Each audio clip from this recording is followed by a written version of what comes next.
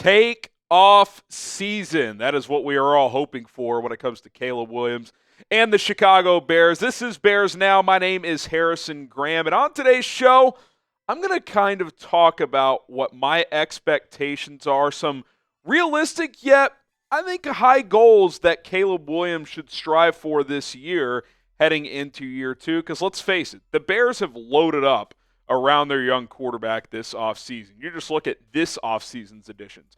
Starts with the coaching staff, right? You get the best offensive coach on the market from the last couple of years. He brings in a lot of high-quality assistant coaches, starting with Ben Johnson, obviously.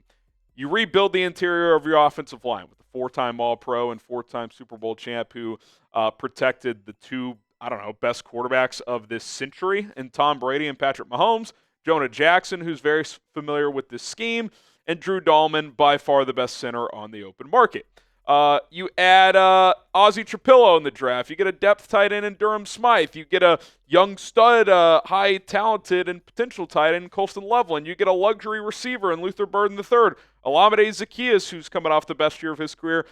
You get Kyle Monungai as well. We'll see what he turns into. And that doesn't even mention the pieces that were already here, right? You got DeAndre Swift, DJ Moore, Rome Badunze, Cole Kmet, Darnell Wright, Braxton Jones. Again, we'll see if it's Jones or Ozzy Trapilo at left tackle, or perhaps Karan Amagaji. That remains to be seen. But the point is, the Bears have loaded up.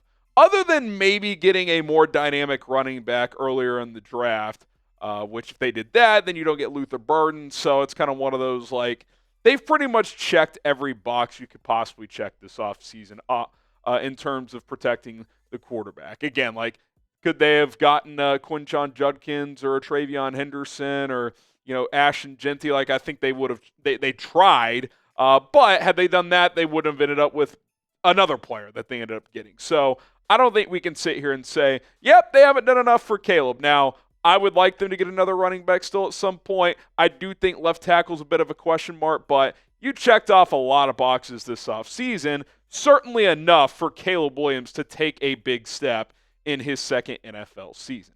Fill in the blank for us. The Bears have a top blank talented offense in the NFL. Not for sure what it's going to be, but just raw talent. It's got to be close to top 10, right? I mean, if you take the quarterback out of it, you would think so. And obviously, you including the quarterback, we know how talented Caleb is. Just a matter of putting it all together, learning this offense, getting on the same page with these guys, which obviously we are all hoping takes place.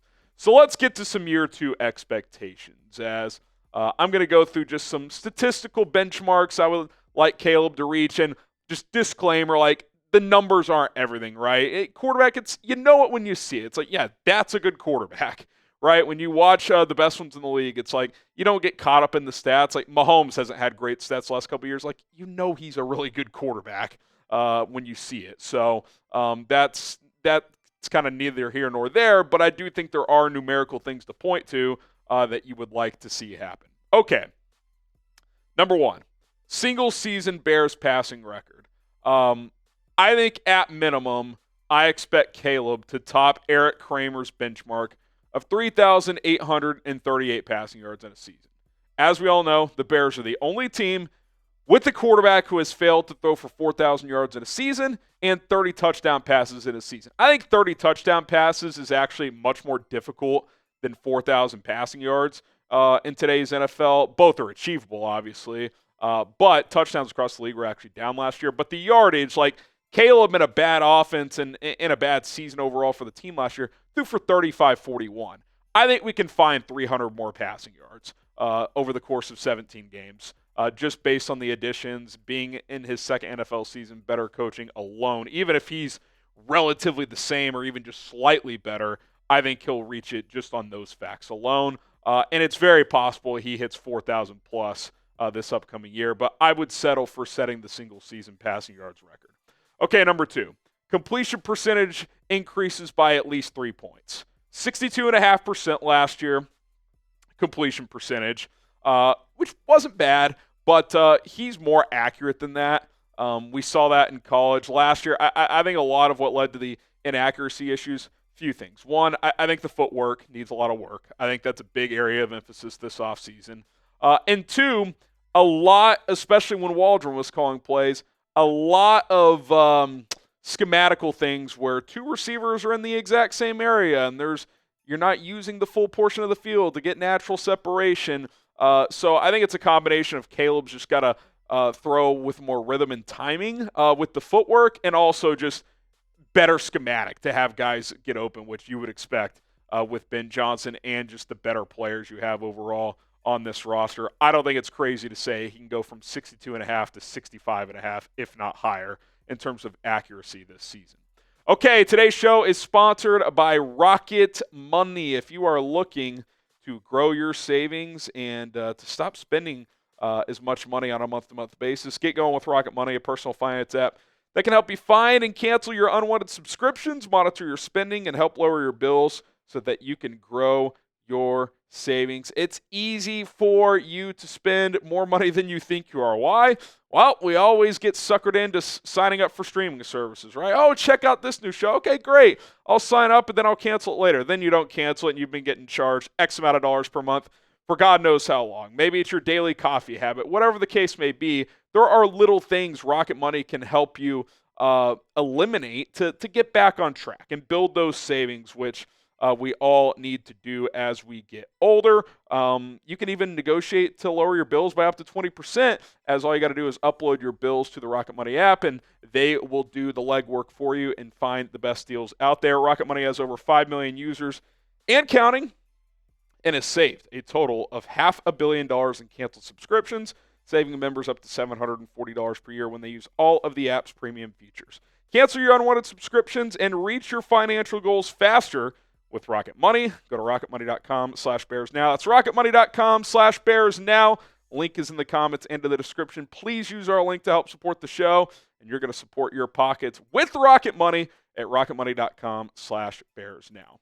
How about this? 5 more touchdown passes and interceptions. That's right, interceptions. As cool as it was in the midst of a just brutal 10-game losing streak. Oh, the interceptionless streak. It's like, yeah, but you're not winning, and he was being coached, I think, pretty clearly to play it safe. Don't turn it over. I mean, we know they did that with Fields, and I think it's safe to say they did that with Caleb as well. That was just the Eberflus way, and when you hire a defensive coach, that's the risk you take. Like, hey, let's just win the turnover battle every game. Take a sack over forcing it in there sometimes.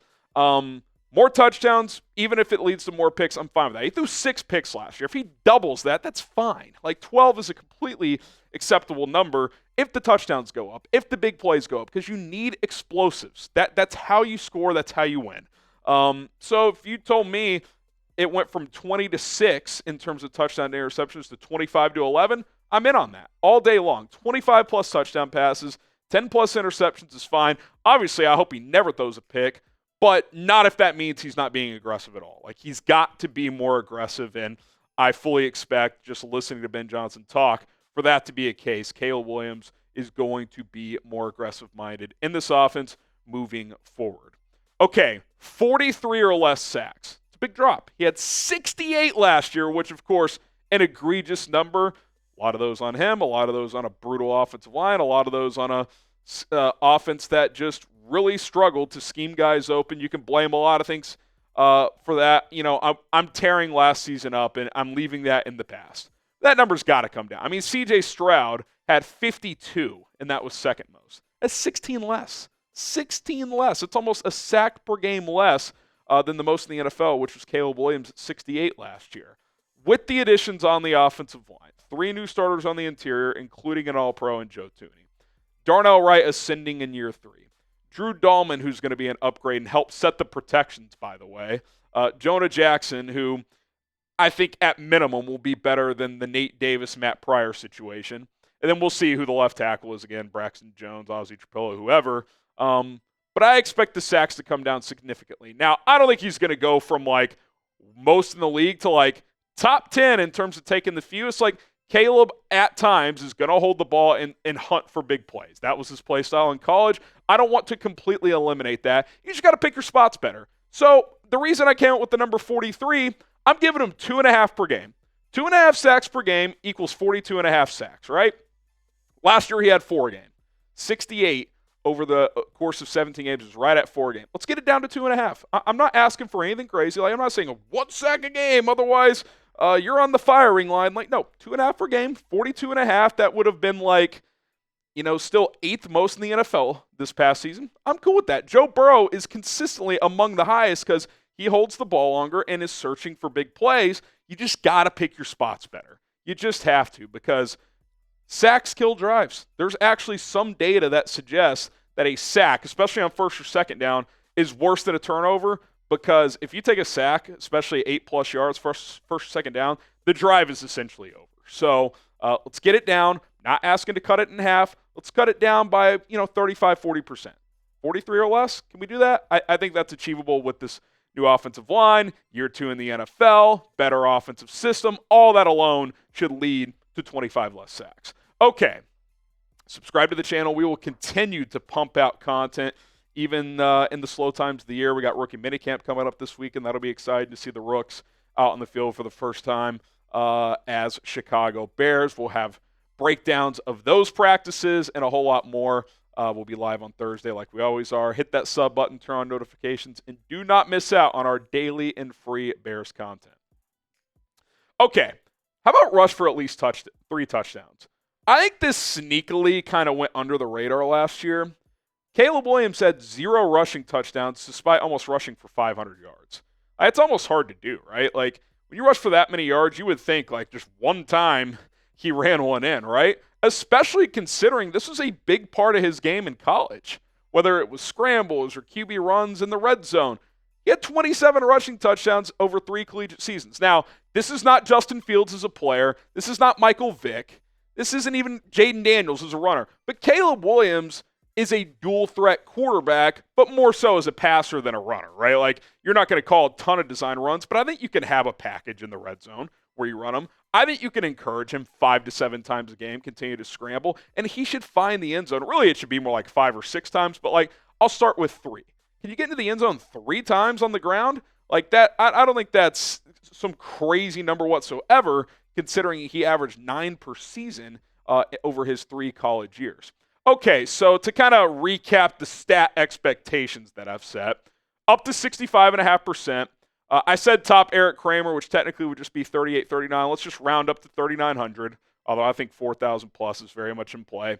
5 more touchdown passes, 5 more interceptions, so 25 to 11 ratio. I'd be cool with that.